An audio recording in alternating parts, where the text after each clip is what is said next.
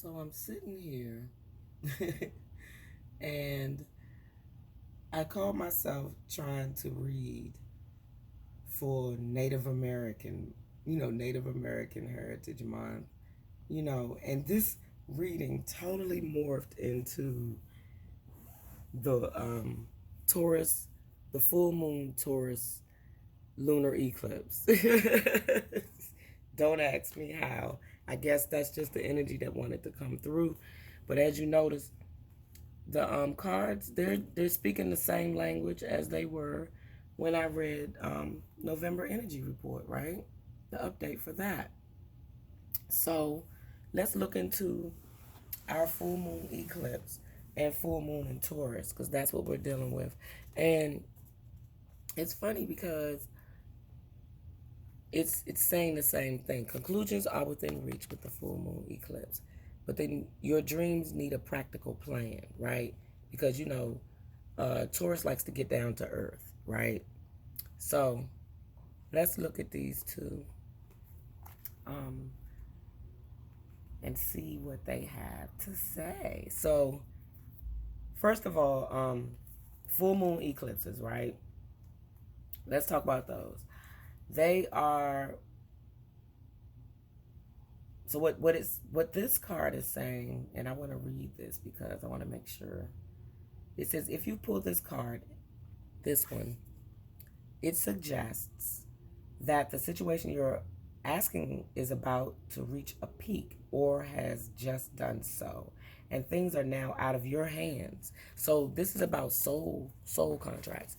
This is about your soul stepping forward now. Like you have no say so at this point. And if you don't allow your soul to evolve and let it unfold, then you're going to feel a little pain, right? You have to allow your true self to come through and speak, to live, and to help you evolve and grow. So I think the eclipse is really speaking to that right now. It's time to open up your heart, have some forgiveness. Maybe it says meditation and yoga, right? But they said the full moon eclipses are the same, but they are on steroids, right? So this might be a little jarring for a lot of us, this full moon eclipse, especially since it's anchoring itself in Taurus, right? Taurus asks us to be practical, right? But we also got to use a little bit of the magic of our full moon eclipse, which resides in our soul space, right? It says write down 10 things that you know are wonderful about you, right? And it says also additional meanings for this card is laziness could explain your current situation, chasing money doesn't work. It's time to get grounded. It's time to really go within once again, which we should stay a lot of times, and get more connected to taking care of ourselves, right? Making sure that we are nurtured and cared for on the inside and the outside, right? So the eclipse to me is like, let's see, the word eclipse literally means to overshadow. So it's time to go do some shadow work. And that shadow work is going to lead you to the soul work that you must do to connect back with your soul. I feel like that's what I've been doing lately, just really connecting back in with my soul. I think this is a great time to do that. You can beat a drum, shake a rattle, beat a drum, right? Shake a rattle. Allow sound healing to take place. And just go within and figure out how you can connect back with your soul. So that's the moon part of this energy. Right now, the full moon, total lunar eclipse in Taurus. I want to say Scorpio so bad because it is November. But our full moon will be in Taurus. So then I went to our angels and ancestors. And for some reason, 2 cards popped out each time. Each time I pulled, again, they popped out. So take care of your needs. Winter. I'm not surprised this came out. because it's the Taurus energy, taking care of yourself, making sure you're nurtured. But then also love and let yourself be loved. So learning how to receive, okay? Love, but also in equal measure, get what you're supposed to get out of that. And I'm going to read that a little bit. Put that there. Oh no, I'll put that back there. So, Winter and Heart Guardian. Very beautiful cards too, by the way. And I love the feathers. The theme of the feathers here because, of course, you know I got my 3 feathers. So, Winter, take care of your needs. Do everything you need to do to be at your best. Then move beyond your fears and limitations, right? And the best way to move beyond your fear is to embrace love, right? So it says, when the Winter card arrives in the future position of a spread or the last card in the reading, it also indicates that coming winter will usher in important energies regarding your question or intentions. This card came out first. It's not saying that that wouldn't happen, but it came out first. So when you think about winter, you think about hibernating, retreating, going within, right? Sometimes you run in a pack like wolves, right? And sometimes you're a lone wolf. I think this is asking us to balance both, to be a lone wolf, but also and hold on to your individualism within a pack, right? And I think that's the message here. And you can do that in love. It doesn't have to be hard or harsh. Okay, so then we looked at the Heart Guardian who came out to clarify winter. I don't. It was like, okay, one more message, you know. And the Heart Guardian says, welcome with open arms opportunities to give and receive love, right? So this is about relationships. So you remember what I said? You can be a lone wolf or you can run in a pack. But when you run in a pack, you can still be individual within that pack, right? And she can enable you to move beyond any limiting fears about trust, discern whom to trust, and to understand how you can move forward in a balanced relationship with that person. It's so funny because I keep thinking this reading is just for me, but I know all of you are experiencing some form of this in some way in your families or friendships, organizations, and other type of relationships, right? So love is definitely in the air right now, but I think it's also about loving yourself first, right? And then extending that love out to others, right? And then also being open to receive the love back. That's a challenge for a lot of us. Well, some of us, we take too much love in, or what we perceive as love. So we got to watch that too. All right, so then we got some clarifiers for both of them from our Soul Journey deck. And it says, worry. I am learning that worry doesn't change an outcome. So you got to let that go in order to get to this success, which is, I know there is no greater goal than to love. So this one clarified the Heart Guardian. And this card, worry, take care of yourself and you have no worries, right? This is how you can change your outcome by taking care of your needs first, right? So I really love those two, and I will try to read those. Let's see. Worry says, worry is a wasted emotion. It does nothing other than give you the illusion of control. When you expend too much energy worrying, it limits you and has an adverse effect on the natural energy of the soul. We don't want that, okay? Worrying destroys hope, faith, and excitement that are wonderful elements of this schoolroom called Earth. Remember that you are what you think, and you have the power to create positive thoughts, which beget positive outcomes. Worry is a negative emotion and sets you up for a negative result, right?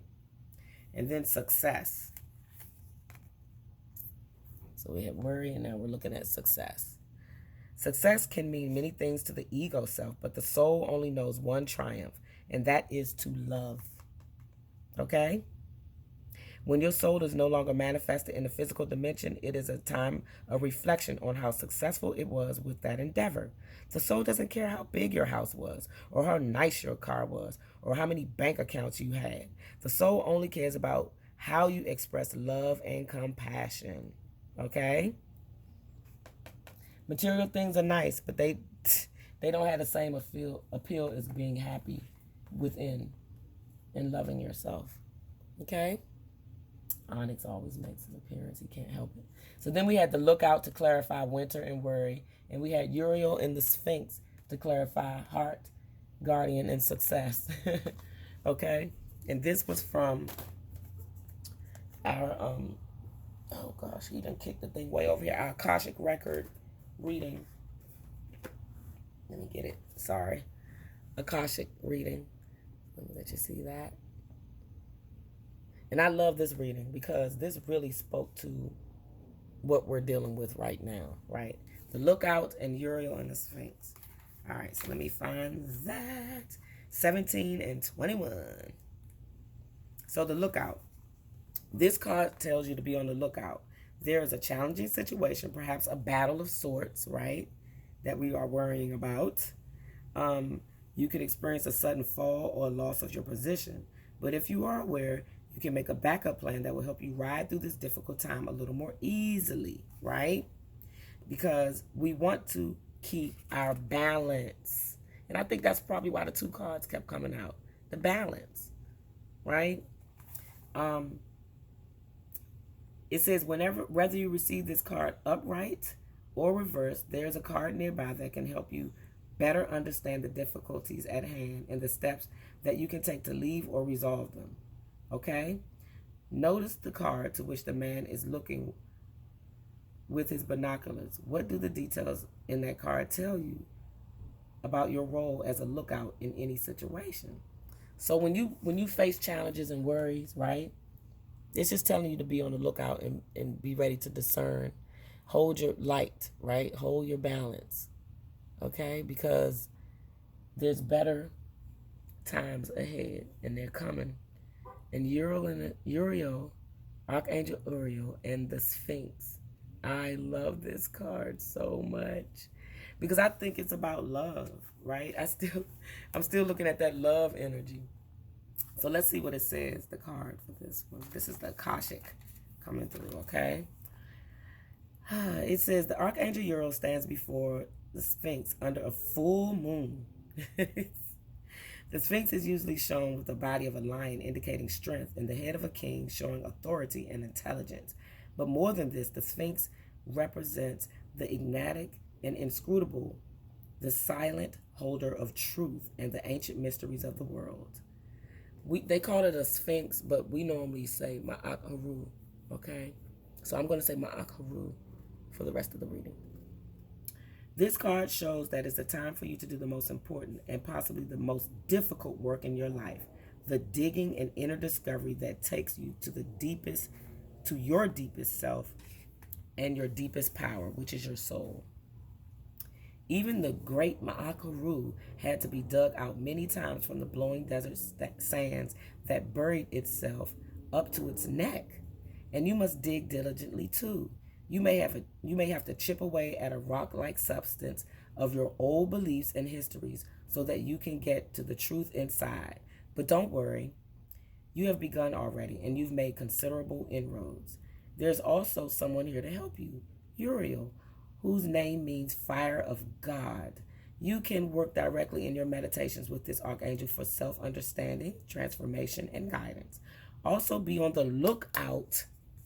Let me put that up. Be on the lookout for someone in your daily life whom Uriel has sent. This could be a teacher, a mentor, or even a new friend who shares a kinship with you about this inner quest. It is a relationship of great value that comes in a time of profound power. Don't diminish the importance of this phase. It is this work that leads you to your initiation into your higher power. All right. I love this because it just flowed so beautifully. It's just about coming out of that shell, but going in the shell, digging out what doesn't need to be there, right? Letting that go because it doesn't serve you anymore. Okay?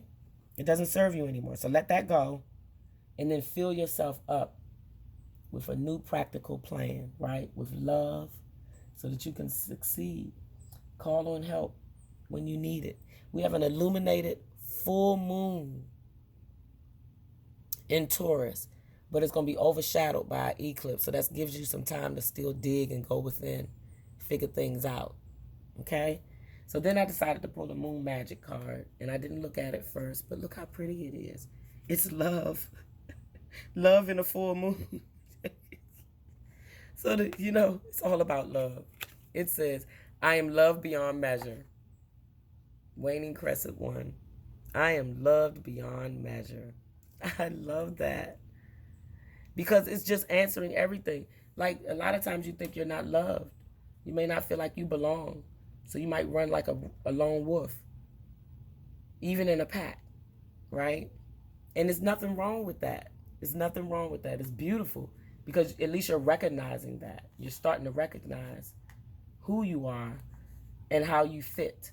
Right? And what you can offer. What you have to offer in that. So I think this is wonderful. Seemed like it was all over the place, but it kind of really tied in to the theme of love once again. Tied into the theme of love once again. And we just need to remember that. We got to remember in each situation to try to pull in that love energy, no matter what, because love is forgiveness, but love is the key. Your heart is the key to where you want to go, to where you want to be in life, right? Heart-centered energy at all times. Even when you're driving and someone gets in front of you and does something really stupid, like almost run you off the road, pray for them too. You might cuss them out a little bit, but still pray for them too, because they don't mean no harm. They just don't realize what they do. That's why I like that song, Forgive Them, Father, for they know not what they do, by Lauryn Hill. Check that one out. So anyway, I pulled out some pretty Native American things, tools, music, instruments, and things. I love this one. This is from my friend Jennifer. I keep everything from her. She gave me this years ago. I'm talking years ago. I mean, I was pregnant with my daughter, I think, and she gave me this years ago. She's a beautiful bone healer. That's what they call her, the bone whisperer, because she clears energy from your bone level. And she gave me this beautiful belt. And she's from Mexico. So that's why.